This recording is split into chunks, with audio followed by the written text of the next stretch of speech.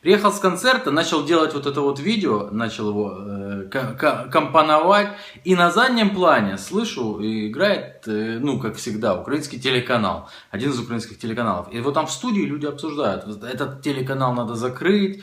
Вот это вот издание лучше закрыть, а вот тут вот неплохо бы применить внесудебную расправу. С умным лицом, кстати, говорят люди. А вот тому вот это чемодан, вокзал, там другая страна и все такое. И я вот повторюсь, я когда-то уже говорил, многие люди не представляют, в каком дерьме они живут. Просто по пояс, по горло они в этом дерьме. И я не имею в виду тех подонков, которые вот это вот доносы пишут, постоянно кого-то закрыть, убить, выгнать из страны, отнять гражданство, еще там что-то. Ты не так что-то сказал, мы тебя изобьем, а потом СМИ это покажут, как вроде мы герои. Нет, я не этих людей имею в виду, я имею в виду других людей, вот, которые к этому привыкли уже. Их дети рождаются, они не видят другого мира, они полагают, что вот так вот жить это нормально. Они полагают, что вот такие вот СМИ это нормально. Они полагают, что вокруг нормальный мир.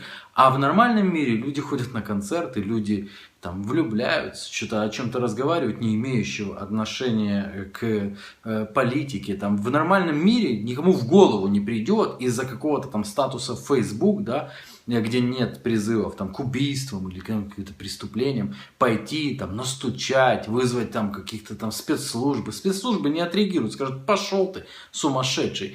На самом деле есть другой мир, а вот тот вот мир, это ненормальный мир. И в прошлом видео Руслан Кацаба сказал, не могу с ним не согласиться, что эта страна пропитана ненавистью. Ее пропитали ненавистью, уже сочится эта ненависть. Но на ненависти ничего взойти не может. Ненависть только может убить. Вот и все. Вот такое вот короткое вступление. Возможно, не очень радостное, но как есть, правда. Это вторая часть нашего интервью с Русланом Кацабой, который уже на свободе. Изменилось ли твое отношение касательно наличия российских войск в Украине, на Донбассе? Во-первых, я говорил, что их почти нет. Я не могу вам ничего сказать, потому что 2 года я не был на Донбассе. Но я еще повторю, что в то время, когда я был в ДНР и в ЛНР, российских войск там почти не было. Слово «почти» означает, что были ГРУшники, были военспецы, инструктора, это само собой. Но регулярных российских войск я там не видел. Я не мог говорить о том, что я не видел.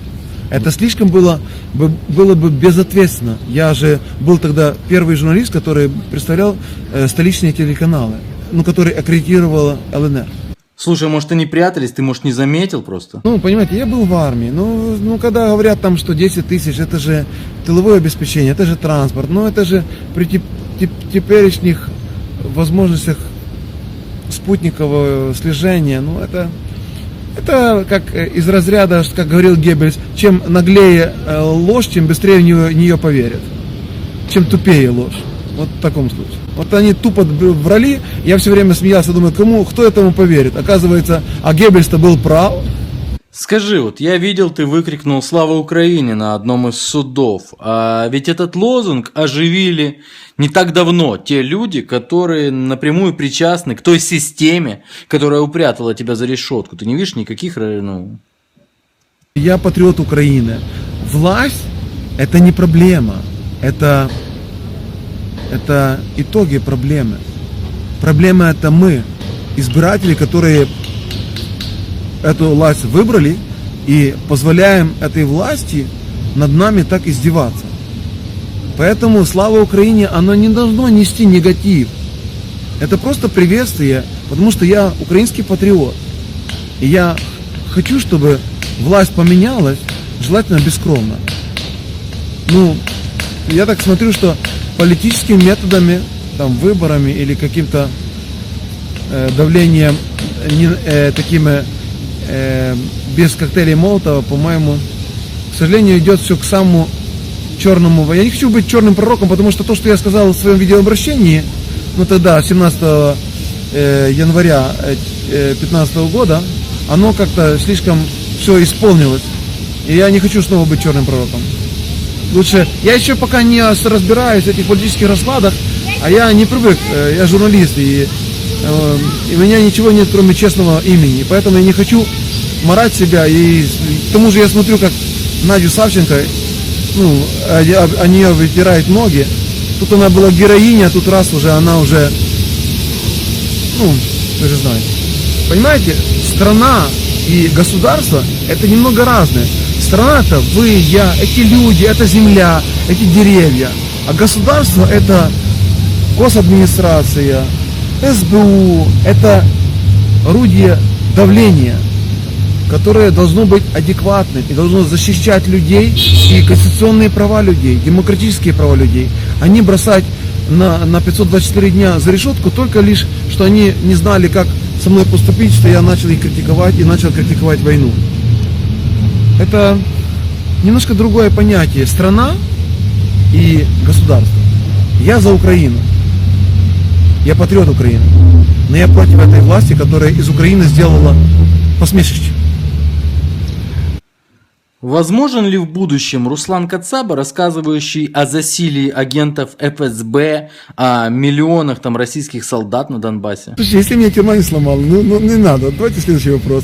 Ну я же, понимаете, я на суде говорил с первого дня после ареста до последнего. Я, наверное, уже вас утомил тем, что я одно и то же самое повторял. Я думал так, повторение мать учения. Лучше все-таки, чтобы вы поняли, что я не изменился. Меня никто не сломал. Мне же предлагали, дело надо расследование. А может я перейду в статус свидетелей, когда я там начну такие, как говорите, глупости говорить.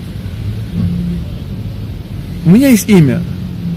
Честное имя. Все меня знают как порядочного человека. Но неужели я за 2 недели до своего 50-летия буду, я не знаю, как по-русски, скурливаться? Есть такое слово в русском языке? Чем планируешь заниматься дальше? Не думаешь ли, может быть, уехать куда-нибудь? Ну, мне, кстати, слишком много людей начинает предлагать, чтобы я куда-то ехал. Не, мы еще здесь, наверное... Я разберусь, что здесь творится. Я думаю, что как ответственный отец семейства, у меня две дочурки, я все-таки надеюсь, что прямых военных действий и перерастания этого, скажем так, внутреннего гражданского вооруженного конфликта на Донбассе в Третью мировую войну или в мини-мировую войну не произойдет.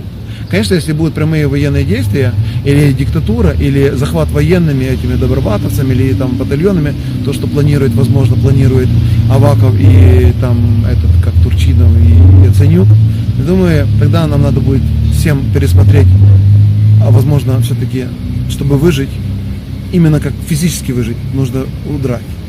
Но я все равно патриот Украины. Я все время говорил, что я буду уезжать, а я буду последний, который будет выключать свет в аэропорту. Ну, то есть будешь сражаться за Украину до последнего? Да, как журналист. Мое оружие будет тоже, как и у вас. Вот вы с простым телефоном вы делаете, мне помогаете, что я через вас до людей обращаюсь, что я вот, и вы смотрите, я вышел из тюрьмы. Значит, все-таки стоит бороться за правду. Значит, можно добиться того, что... Ну, я понимаю, что там геополитические расклады повлияли на решение Порошенко, что он сказал судьям меня выпустить. Но все-таки мы капали, мы докапали. Знаете, это как поверхностное натяжение. Вот кружки так натягиваются, а потом одна капля потекло. Вот это было именно мы, и я, и моя защита. Вы, кстати, как блогеры, как журналисты, которые меня поддерживали, правозащитники, несколько, которые меня поддерживали. Они же делали ту работу, что во имя спасения себя тоже. Потому что понимали, что после меня, вернее, рядом со мной может быть каждый трезвомыслящий, критически рассуждающий человек. Потому что в этой стране, он правильно вы задали вопрос, в этой стране власть ничего умного не может придумать, когда ее критикуют, как назвать тебя врагом народа и, прикрываясь войной, дальше заниматься этой всякой мародерством, контрабандой. Ну, это, вы же понимаете, что творится сейчас на Донбассе. У меня, кстати, когда после оглашения приговора первой инстанции, да, местного суда, когда мне государственную измену сняли, оставили только, что я как-то там этим, то я вам скажу, что я тогда узнал, приехали люди из СИЗО, со мной встретились, те люди, которые имеют право со мной встречаться в СИЗО, и сказали, что в рамках другого уголовного проваджения меня перевозят в киевский изолятор СБУ.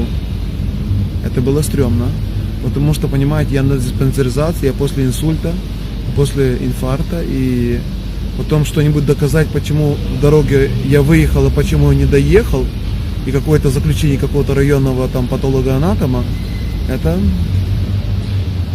просто ребята, они, эти гибисты, эти все, они в такой панике, они не знаю, потому что они все равно меня не сломали, я все равно говорю правду. Я сейчас разберусь еще, что вообще, потому что то, что я узнал, это очень печально.